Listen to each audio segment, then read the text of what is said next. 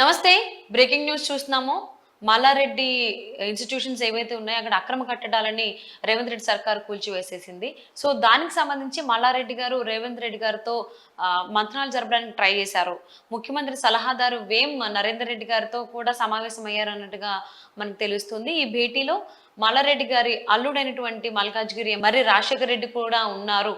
అలాగే మల్లారెడ్డి ఫ్యామిలీ ఏదైతే రాబోయేటువంటి ఎన్నికల్లో పోటీ చేయడానికి కూడా సైడ్ అవుతోంది అన్నట్టుగా వార్తలొస్తున్నాయి.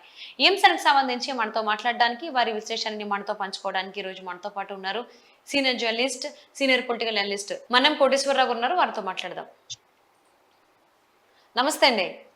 నమస్తే. సో మల్లారెడ్డి ఇన్స్టిట్యూషన్ కి సంబంధించి స్టే వచ్చింది. అయినా కానీ రేవంత్ రెడ్డి సర్కార్ అవేమీ పట్టించుకోకుండా అవన్నీ పక్కన పెట్టేసి అక్రమ కట్టడాలని కూల్చివేసింది. రెండో రోజు కూడా కొనసాగిస్తుందని చెప్పి వార్తలు వస్తున్నాయి. సో అలాగే ఇదంతా ఏంటంటే మల్కాజ్గిరిలో మల్లారెడ్డి గారి ఫ్యామిలీ పోటీ చేయబోతుంది అనేటువంటి దానికి సంబంధించి ఇది ఎంతవరకు వాస్తవం అంటారు?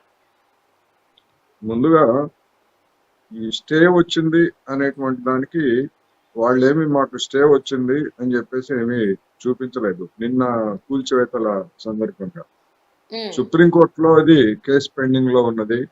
మేము దాన్ని రెగ్యులరైజ్ చేయడానికి కొంత ప్రాంతం ఉంటే ఉండొచ్చు చెరువు ఆక్రమణకి సంబంధించి, దాన్ని రెగ్యులరైజ్ చేయమని చెప్పేసి మేము దరఖాస్తు చేశాము. అది పెండింగ్ లో ఉంది అని చెప్పినట్టుగా వార్తల ప్రకారంగా వార్తలు వచ్చాయి తప్ప దాని మీద స్టే వచ్చినట్టు చెప్పలేదు. ఒకవేళ స్టే గనక వచ్చి ఉంటే ఆ స్టేను ధిక్కరించి అధికార యంత్రాంగం వాటిని కూల్చివేస్తుంటే అది కోర్టు ధిక్కరణ నేరం కిందకి వస్తుంది. అది ప్రభుత్వానికే చుట్టుకునేటువంటి అవకాశం ఉంది.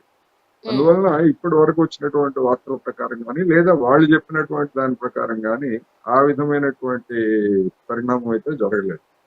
అందుకనే ముఖ్యమంత్రిని కలవడానికి ముందు ఆయన ఆత్మగా చెప్పుకునేటువంటి వేం నరేందర్ రెడ్డి గారు, ఆయన సలహాదారు గారు ఉన్నారు, ఆయన దగ్గరకు వెళ్ళి ఆపించమని చెప్పేసి కోరారు. ఆయన తన చేతుల్లో ఏమీ లేదని చెప్పేసి చేతులు ఎత్తేసినట్టుగా వాళ్లే చెప్పారు.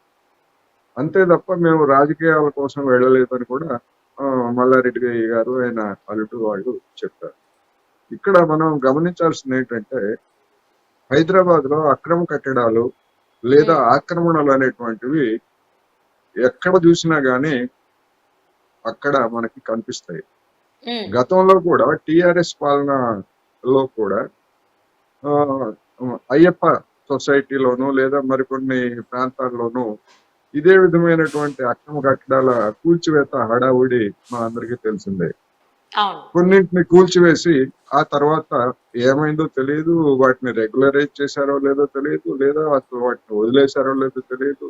మిగతా కట్టడాల విషయాన్ని మొత్తం అంతా కూడా పక్కన పెట్టేశారు. అంటే దాని అర్థం ఏంటంటే అప్పుడు వచ్చినటువంటి విమర్శలు ఏంటంటే అధికార పార్టీకి అవసరమైనటువంటి ముడుపులు బాధితులుగా ఉన్నటువంటి వాళ్ళు చెల్లించుకున్నారనేటువంటి ఆరోపణలు అప్పుడు వచ్చాయి.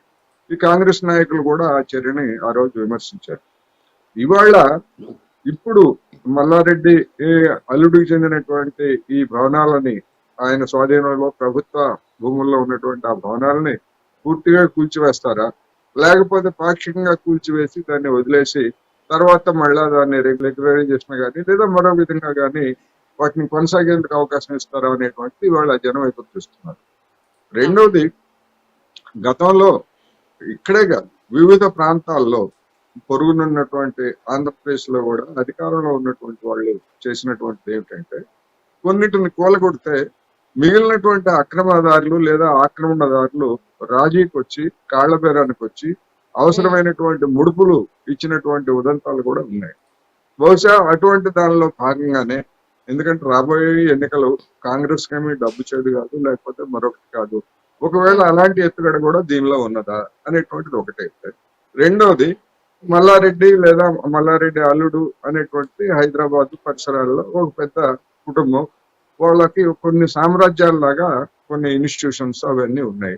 వాళ్ళందరూ రావాలంటే వాళ్ళందరినీ కూడా కాళ్ల బేరానికి తెచ్చుకోవాలంటే ఈ విధంగా వాళ్ళ ఆక్రమణలో ఉన్నటువంటి వాటిని కూల్చివేయడం ద్వారా వాళ్ళని మరింతగా తమ కాళ్ళ దగ్గరికి తెచ్చుకునేటువంటి ఎత్తుగడ కూడా ఉంటే ఉండొచ్చు. దాన్ని మనం ఏం కాదనలేము, అలా ఉందని మనం కూడా నిర్ధారించి చెప్పలేము. ఎందుకంటే వాళ్ళు ఉన్నటువంటి రాజకీయాల్లో ఎవరు అంత పరిశుద్ధంగా లేరు. బీఆర్ఎస్ కావచ్చు, బీజేపీ కావచ్చు, తెలుగుదేశం, కాంగ్రెస్, ఎవరైనా సరే ఉమ్, వాళ్ళ గత చరిత్రను బట్టి మనం ఈ విధంగా చెప్పుకోవాల్సి వస్తుంది. అందువలన ఇప్పుడు రాబోయే ఎన్నికల్లో ఏం చేస్తారు అనేటువంటిది ఒక ప్రశ్న సహజంగానే మనందరికీ కలుగుతా ఉంది. అవును. అంటే మల్కాజ్గిరి మల్కాజ్గిరి స్థానం నుంచి మల్లారెడ్డి గారి తనయుడు పోటీ చేయబోతున్నాడు. అందుకే మల్లారెడ్డి ఇన్స్టిట్యూషన్స్ మీద ఈ రకంగా రేవంత్ రెడ్డి వ్యవహరిస్తోంది అన్నట్టుగా కూడా వాదనలు వస్తున్నాయి. దీని గురించి ఏమంటారు? ఇప్పుడు అలాంటి ఆరోపణలు వచ్చినప్పుడు అలాంటిది ఏమీ కాదు.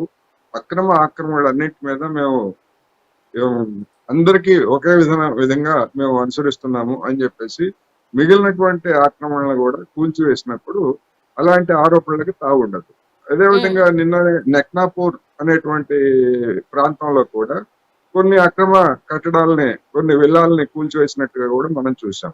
అందువలన ఈ కూల్చివేతల కార్యక్రమం అనేటువంటి ఏవో కొన్ని సెలెక్టివ్ గా తీసుకుంటే మాత్రం ఇలాంటి ఆరోపణలు వస్తాయి. అలా కాకుండా ఇప్పటికే నిర్ధారణ అయినటువంటి ప్రాంతాలన్నింటిలో గనక కూల్చివేతలు మొదలుపెట్టి అవన్నీ కూడా చేసేట్లయితే రాబోయేటువంటి రోజుల్లో అక్రమాలకు పాల్పడే వాళ్ళకి ఒక హెచ్చరికగా ఉంటుంది.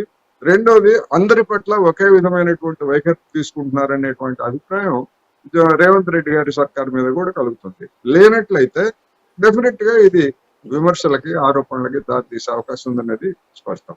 ఇక మీరన్నట్టుగా మల్లారెడ్డి కుటుంబ సభ్యులు, ఆయన కొడుకు కావచ్చు, లేకపోతే ఇంకోటి కావచ్చు, ఇంకోటి కావచ్చు, ఎవరైనా మల్కాజ్గిరిలో పోటీ చేస్తారా అంటే ఆ యాంగిల్ కూడా మనమేమి కాదని చెప్పలేము. ఉమ్, డిస్కరేజ్ చేయడానికి మీరు రావద్దు, మీరు వచ్చేట్లయితే మీ సంగతి తెలుస్తామనే హెచ్చరిక కూడా ఉండొచ్చు. లేదు, ఓకే. మీరు మౌనంగా ఉండి రాబోయే ఎన్నికల్లో మా అభ్యర్థిని మీరు పరోక్షంగా అయినా మరో విధంగా అయినా బలపరిచి గెలిపించడానికి తోడ్పడండి, మీ చిత్తశుద్ధిని నిరూపించుకోండి అనేటువంటి సందేశం కూడా దీనిలో ఇముడి ఉండొచ్చు.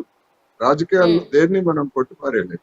అందువలన అవును. దీనికి అనేక విధమైనటువంటి భాష్యాలు చెప్పుకోవడానికి నిన్న జరిగినటువంటి ఉదంతానికి అవకాశాలు ఉన్నాయి కనుక మనం దేన్ని కూడా తోసిపుచ్చలేము.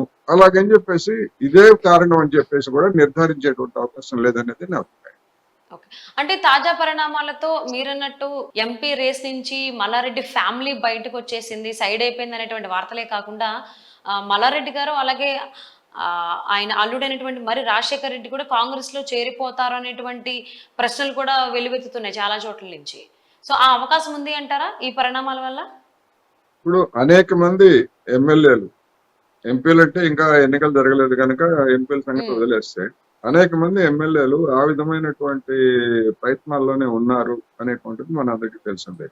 అయితే ఉమ్, ఏమిటంటే ఈ లోక్సభ ఎన్నికల లోపు అటువంటి వాళ్ళని చేర్చుకున్నట్లయితే గతంలో ఎట్లాగైతే మన కాంగ్రెస్ ఎమ్మెల్యేలని బీఆర్ఎస్ కొనుగోలు చేసినప్పుడు ఏ విధమైనటువంటి విమర్శల్ని ఆ పార్టీ ఎదుర్కొన్నదో, ఇప్పుడు బీఆర్ఎస్ ఎమ్మెల్యేలను కూడా చేర్చుకున్నట్లయితే రేవంత్ రెడ్డి సర్కారు లేదా కాంగ్రెస్ పార్టీ కూడా అదే విధమైనటువంటి విమర్శలని ఎదుర్కోవాల్సినటువంటి పరిస్థితి ఉంటుంది.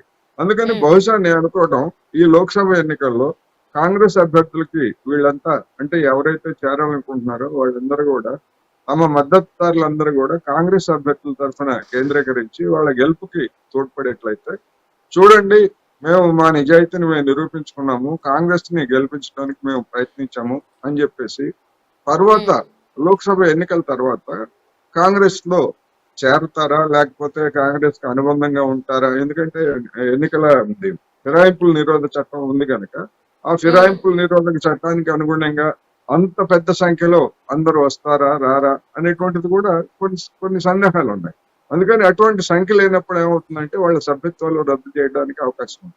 అందుకని ఒకవేళ కాంగ్రెస్ తో చేతులు కలిపి లేదా కాంగ్రెస్ మంత్రులకి లేదా కాంగ్రెస్ పార్టీకి దగ్గరగా ఉండేట్లయితే బీఆర్ఎస్ వాళ్ళని పార్టీ నుంచి బహిష్కరించింది అనుకోండి, అప్పుడు ఉమ్, వాళ్ళకి కాంగ్రెస్ లో చేరడానికి వాళ్ళ సభ్యత్వాలు నిలుపుకోవడానికి కూడా అవకాశం ఉంటుంది. అందుకని అది ఎట్లా జరుగుతుంది ఏమిటి అనేటువంటిది మనం ఇప్పుడు ఊహించలేము. కానీ డెఫినెట్ ఉమ్, గా బీఆర్ఎస్ లో ఉన్నటువంటి అనేక మంది ఎమ్మెల్యేలు కాంగ్రెస్ వైపు చూస్తున్నారు అన్నది స్పష్టం. ఎందుకంటే వాళ్ళకి అధికారం లేకపోతే చెరువు ఎండిపోయినటువంటిప్పుడు చేప పిల్లలు ఎలా గిలగల కొట్టుకుంటాయో బీఆర్ఎస్ నేతలు గాని, ఎమ్మెల్యేలు గాని, ఇతర ప్రజాప్రతినిధులు గాని అదే విధంగా ఉన్నారు. ఆ కారణంగానే అనేక చోట్ల జిల్లా పరిషత్తుల్లో, మున్సిపాలిటీల్లో, కార్పొరేషన్లో పొలోమంటూ బీఆర్ఎస్ నుంచి కార్పొరేటర్లు, మున్సిపల్ చైర్మన్లు, అవిశ్వాస తీర్మానం ఏదో ఒక పేరుతోటి కాంగ్రెస్ లోకి రావడం మనం చూస్తాం. ఓకే. సో మరి మల్లారెడ్డి ఇన్‌స్టిట్యూషన్స్ అక్రమ కట్టడాల కూల్చివేతలో రేవంత్ రెడ్డి సర్కార్ వెనకడుగు వేస్తుందా? లేకపోతే మల్లారెడ్డి ఫ్యామిలీయే ఈ రాబోయేటువంటి ఎన్నికల్లో ఎంపీ రేస్‌కి సంబంధించి సైడ్ అవుతుందా అనేది చూద్దామండి. And thank you so much for spending your valuable time with us Vanne Koteswara Rao గారు. నమస్తే.